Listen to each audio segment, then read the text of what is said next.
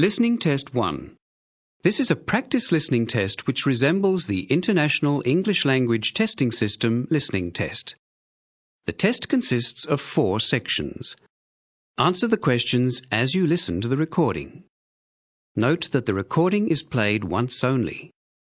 Please turn to Section 1. Section 1. George and Lisa are overseas students studying in Britain. They are returning home for the summer holidays. Look at the example and questions 1 to 4.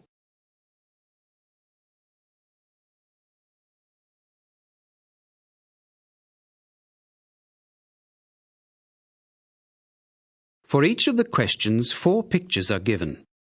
Decide which picture is the best match with what you hear on the tape and circle the letter under that picture.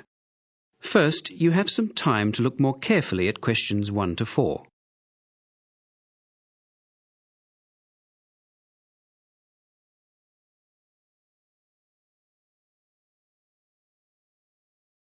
Now listen to the following conversations and answer questions 1 to 4.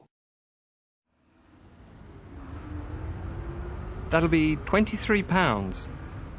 Right, there's your change. Have a nice trip. Oh, I'll just get your bags out of the boot. Thank you very much. Now, George, let's find the check-in desk. Yes, but with all the changes they have made here at the airport, I'm not sure where the check-in desk is. I know. It's strange, isn't it? Why don't we ask for help? Good idea. What about that man sitting down over there? Which one? The one with the hat on? But what about the man with the blue uniform and the cap sitting on the trolley? He's bound to know. He looks like he works here. Okay, I'll ask him. Excuse me, could you tell me where the check-in desk for France Air is, please? Let me think. I haven't worked here very long. The best way to get there would be to turn left at the end here, where the cafe is, and then go straight ahead until you're opposite the departure gate's entrance. No, sorry.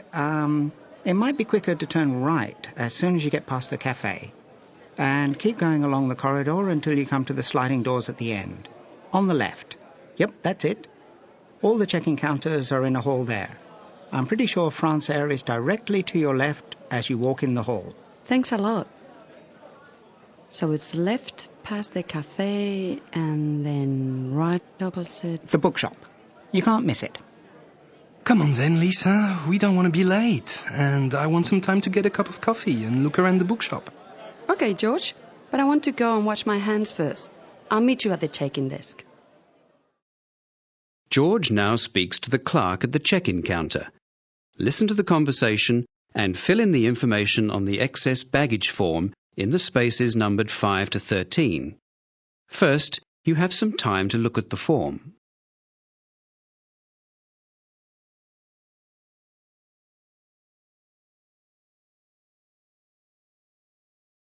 Now listen to the conversation and answer questions 5 to 13.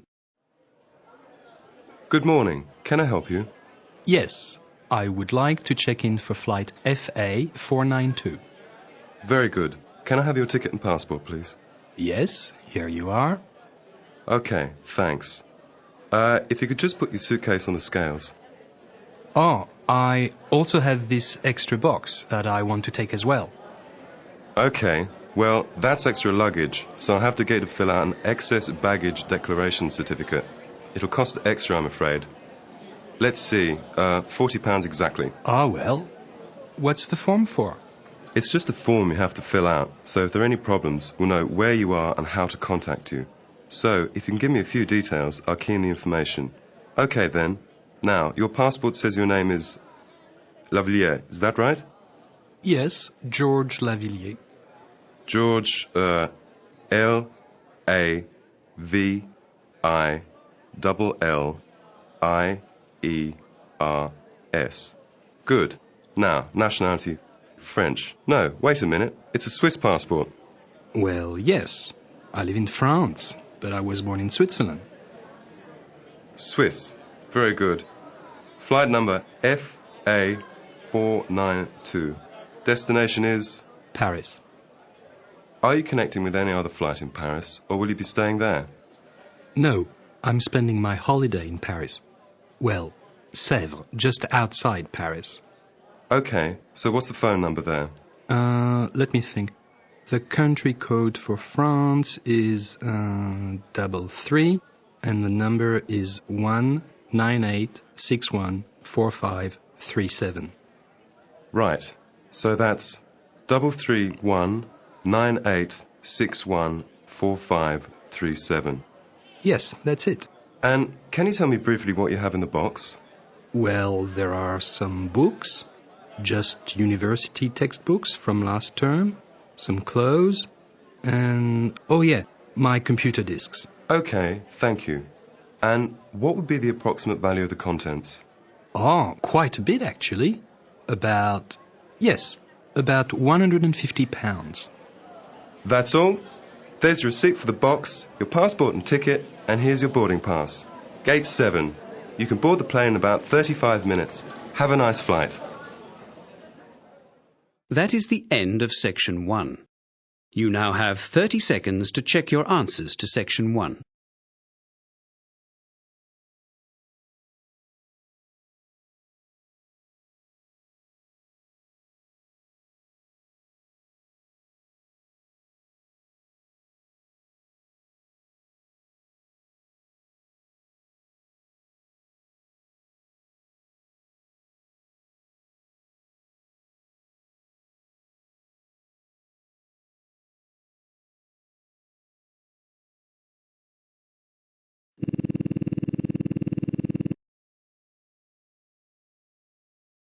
Now turn to Section 2.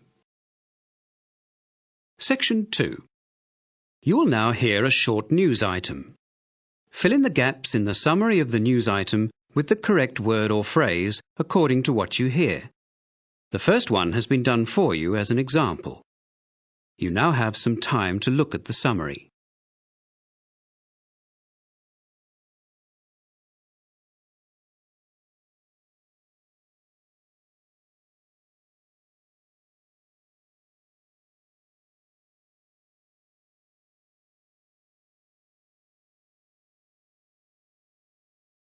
Now listen to the news item and answer questions 14 to 21. The Minister responsible declined to make any further statement. And now, with more information on the situation in Lytham, we cross to Sophie Roberts at the scene of today's major traffic accident. Good evening. Yes, Kelly. The situation here in Avalon Road, Lytham, is chaotic. The death toll is rising with 3 known fatalities and a further 14 people receiving treatment at the local St. John's Hospital. A few moments ago, I spoke with Police Rescue Officer in charge, Chief Inspector McManus, who told me that it would be at least 2 hours before the northbound lane was reopened, and even longer for the southbound lane, that is still strewn with vehicles. He urged all drivers to find an alternative route through Lytham. Is there any clear indication as to what caused the disaster? Well, yes, Kelly. They are starting to put together the accounts of the witnesses. Here is Chief Inspector McManus. Inspector, could you spare us a moment, please? Well, yes.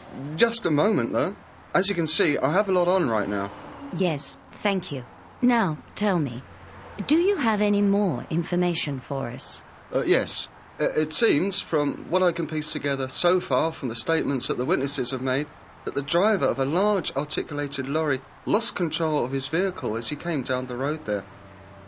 As you're aware, it's a very steep stretch of dual carriageway, and it would have been very difficult for the driver to bring his vehicle back under control coming down that hill. There was a queue of traffic turning into Avalon Road from Batty Avenue. They wouldn't have been able to do anything. I'm sorry, I must get back to work. Yes, of course, Inspector. Thank you for your time.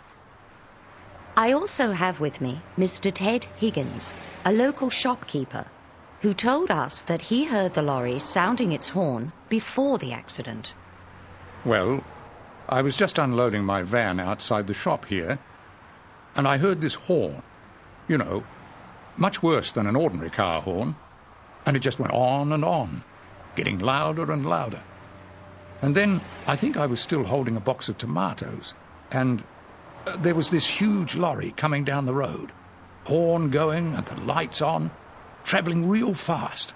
I don't know, maybe about 80 or 90 miles per hour. It came straight down through the lights right at the moment the traffic was turning into the main road. You know, Avalon Road, from Batty Avenue. It just seemed to pick up the cars as it went along. I tell you, it was a real mess. Thank you, Mr. Higgins. And so, back to you, Kelly, in the studio. Thank you, Sophie.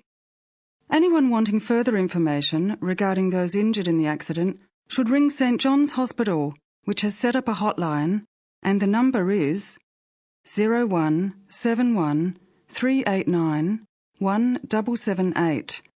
I'll repeat that number, 0171 389 1778.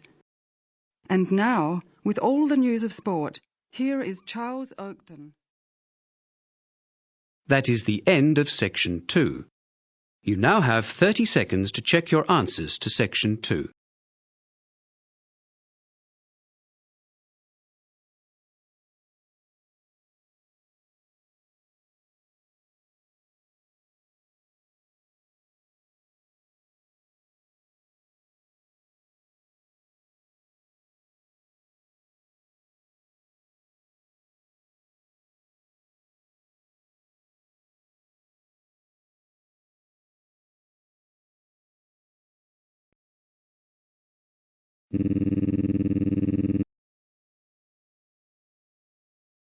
Now turn to Section 3. Section 3. Next you will hear an interview on the radio. Write a word or a short phrase to answer each of the questions numbered 22 to 28. First, you have some time to look at the example and questions.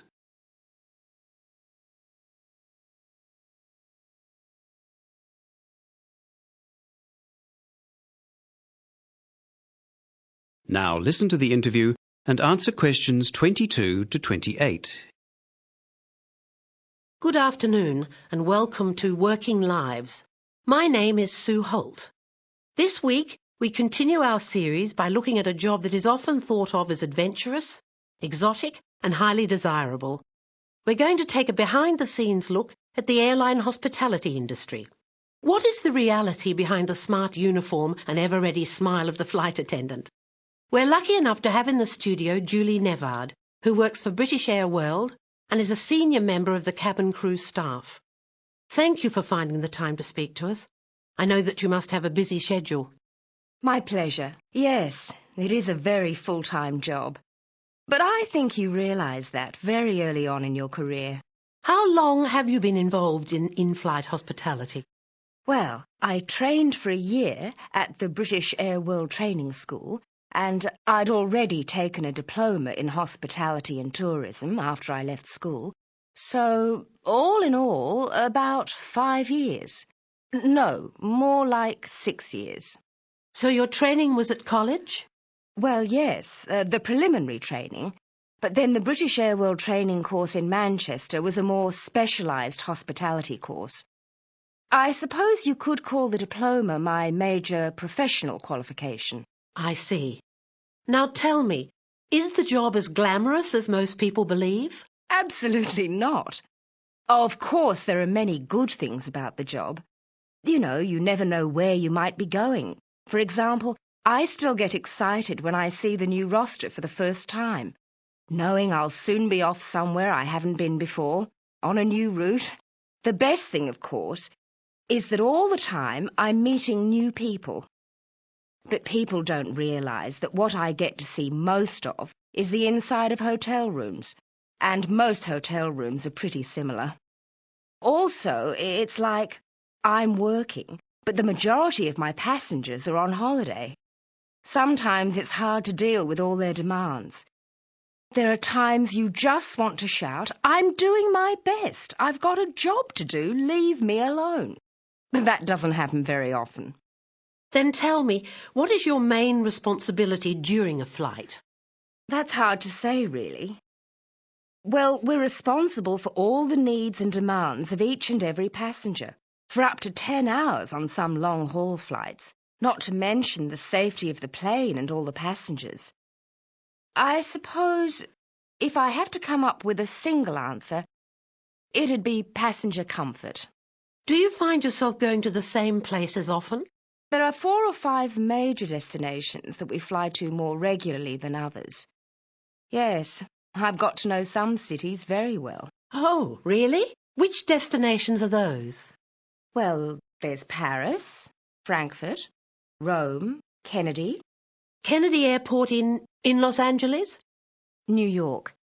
These are the most frequent destinations with British Air World. So how do you deal with the changing time zones?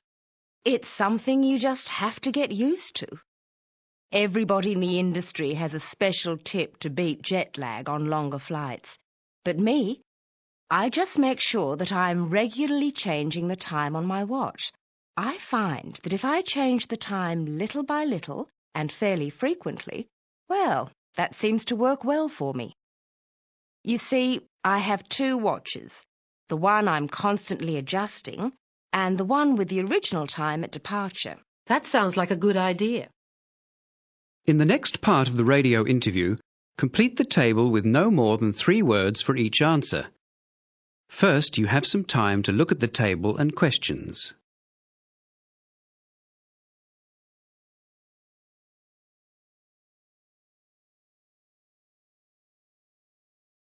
Now listen and answer questions 29 to 33.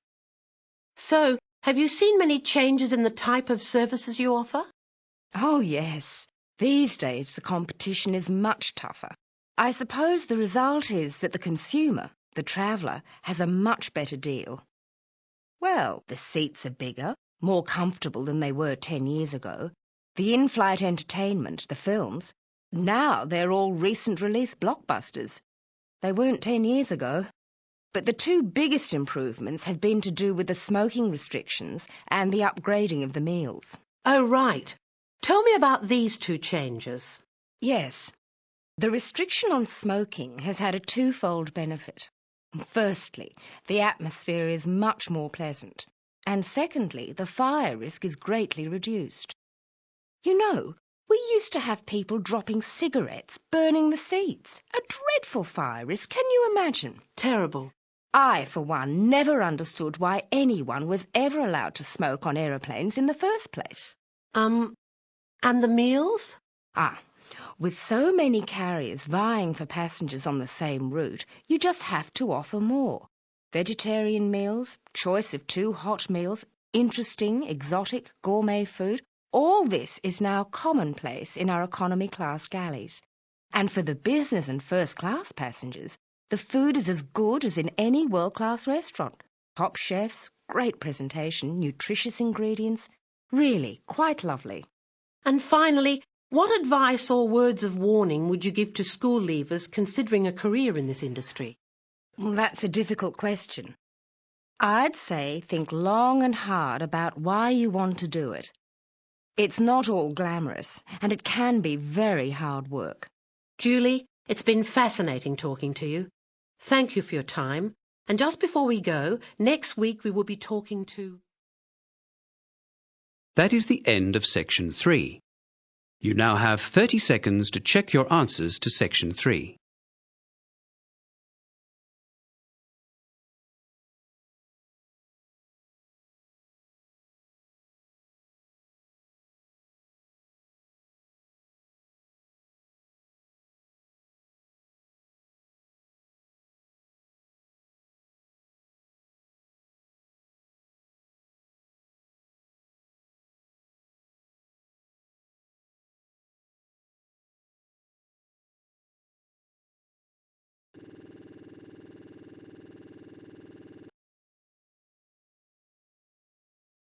Now turn to Section 4. Section 4. You will hear part of an introductory seminar given at a hotel management school. Choose the most suitable of the answers given for each of the questions numbered 34 to 40. First, you have some time to look at the example and questions.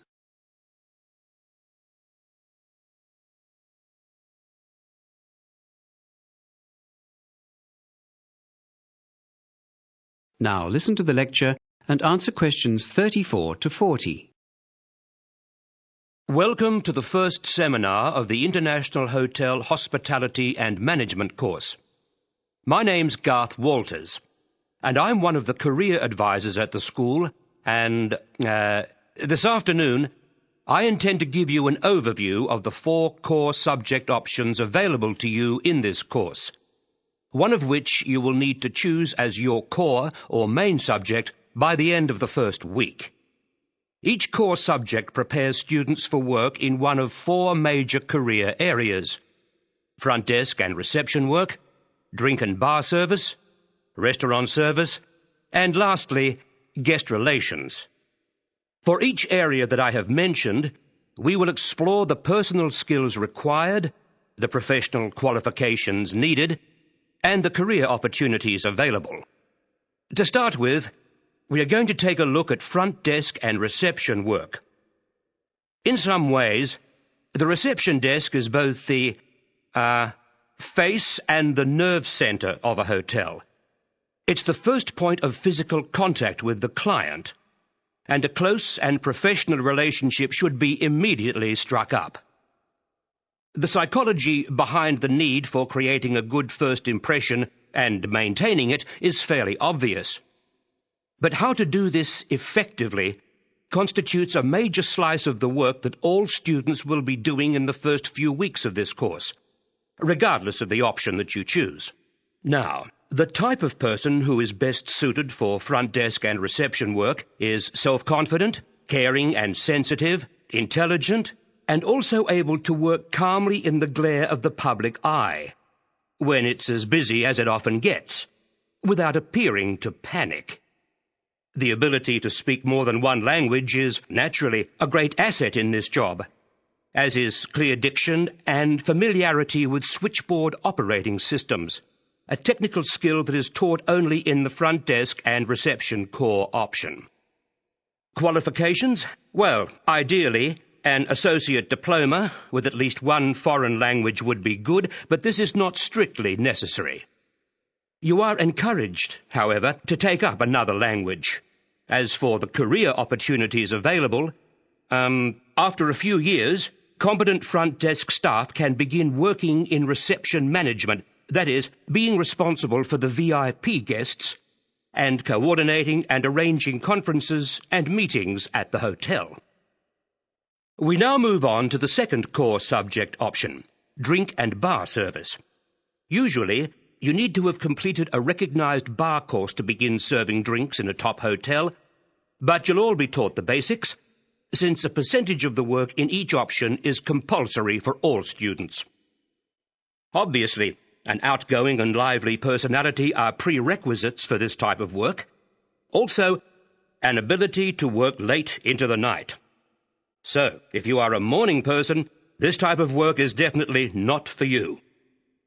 There is much more to skilled bar work than just serving drinks. It involves an intimate knowledge of most alcoholic beverages, mixers, wines and beers, as well as mixing techniques and the correct choice of drinks to accompany meals. An effective member of a drink and bar service team can eventually move into more specialized areas. 2 of the main avenues open are cellar management, dealing exclusively with wine and fortified wines, the selection, purchase, storage, and general upkeep of the hotel cellar, and the other area is working in coordination with fine restaurants as a wine manager or consultant, with the emphasis placed more on the bonding of wine with food. Naturally, for both careers, a wide and thorough knowledge and appreciation of wine varieties and styles is essential. The third core subject option is restaurant service. Well, a love of food and its presentation is a must for anyone considering this line of work. Also, life in a restaurant can be hectic, hot, and very busy. The hours are long, and the competition for certain positions within the industry is tough. But by completing the International Hotel Hospitality and Management Catering Core option, you will be able to enter restaurant service as an assistant or Grade 3 chef. As a Grade 3 chef, you will be responsible for the preparation of salads and desserts, stocking and cleaning the fridges, etc., and As you learn, you can progress to Grade 2, and then, with time, Grade 1 or Chief Chef. As you become more familiar with different styles of food and presentation, you may wish to specialize in a particular area. But, as I said, the competition, especially in the larger, more reputable hotels, can be fierce. Right. Before I move on to the last option, guest relations, I want to say a few words about how you can best choose your core subject. But, are there any questions before I continue? That is the end of Section 4. You now have 30 seconds to check your answers to Section 4.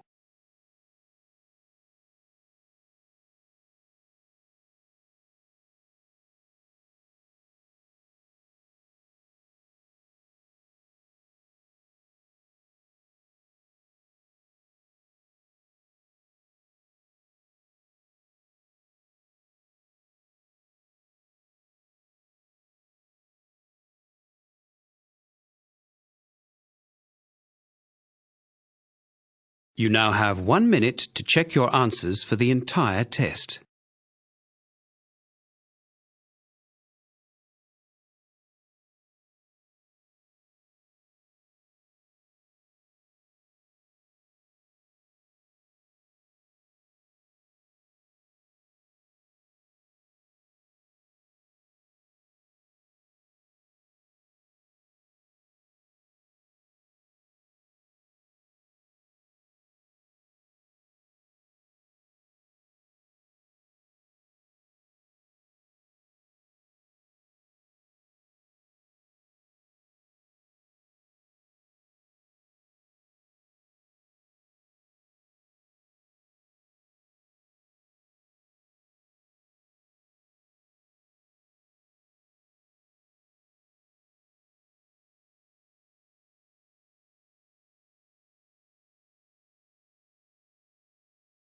That is the end of the listening test. You are now given exactly 10 minutes to transfer your answers to the listening test answer sheet.